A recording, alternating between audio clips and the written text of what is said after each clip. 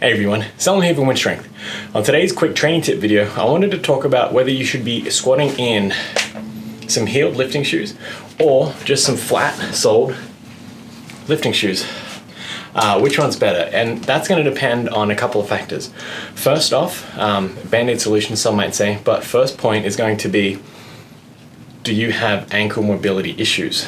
If you're able to squat to depth, or at the very least squat to where your thighs are parallel with your knee joint without any issues, then there is less of a need for you to use a heeled squat shoe. Now, if you are facing issues hitting that depth in a comfortable way, you can work on that over time, but in the meantime, what you can do is grab a pair of heeled squat shoes, or before you go out and spend some cash on these guys, stand on a 5-pound plate on each heel. That'll elevate your heels in such a way that's similar to a heeled squat shoe. And if you notice that helps you with your knee positioning, ankle flexion, and everything just feels right with that 5-pound plate under you, then it's probably a good sign that you'll get some benefit out of using some heeled squat shoes. Now, if you don't find that helping at all, maybe you find it more awkward, and I mean, I would give this a month or 2 months to try it out, because your body needs to learn how to move like this and figure out that new movement pattern, because even though it might just be like a ½ inch or like less than that, there's still like a slight adaptation that you need to do just to correct that technical issue there. Second point will be, if you do a lot of front squatting, where there's going to be a lot more knee flexion in your squat style, just because the front squat requires the way everything body mechanics out. You're doing a lot more knee flexion than a back squat.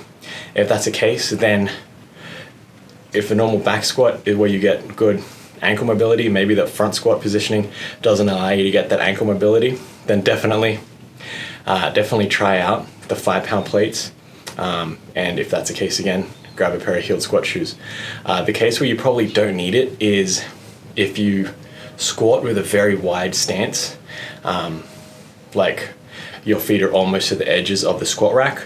The reason you probably don't want to have a heeled squat shoe with that type of squat is because your feet are already so far out, there's a lot of pressure already, there's a lot of weight getting put on your toes. And if you add some elevation to the heel, there's going to be even more weight pushing down on those toes, and it might make the squat feel a little bit more unbalanced than is necessary.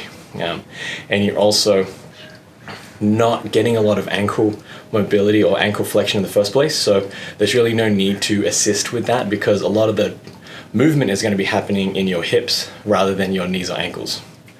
And finally, if you just want to give them a go. I spent about 2 years squatting solely with heeled squat shoes as a personal experiment, and I noticed that my form did change over time.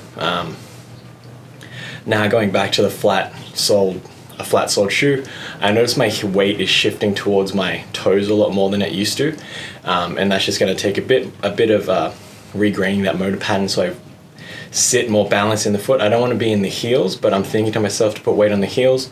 That way I can correct from the toe weight back to the heel weight. That's something to think about if you do transition between the two. Make a mental note, they're slightly different movements that are going to affect how you perform the movement. And finally, one thing that I did like with that heeled squat shoe a lot is that you felt more connected to the floor, and that's because if you notice the base of the heel, you're actually getting more. If you notice that heel there, you're actually getting more surface area in contact with the ground than your foot is. Notice how that sole angles out. That means you're actually getting more surface area connection with the foot than if you were squatting barefoot. So it felt a lot more stable as a platform to use a heeled squat shoe, which was a nice feeling of security and stability. If you can front squat in flat-soled shoes without any issues, then I don't think you need to worry about getting any heeled squat shoes for any of your squatting movements. One bonus tip, these are really good for doing overhead presses because of the way the heel is. Your foot has a higher heel, obviously, so you're able to lean back a little bit more than you would if you were in a flat-soled shoe for the overhead press. Something to think about. Again, probably just stand on a 5-pound plate if you don't want to fork out a couple $100 for a pair of Romaleo 3s or 2s or 1s or 4s, whichever one they're up to now. But yeah, hopefully that helps in your decision. I wouldn't worry too much about it. Try those 5-pound plates to begin with, or a plank of wood. It's probably going to be a cheaper way to experiment with it before you dive in the deep end and grab a pair of these shoes.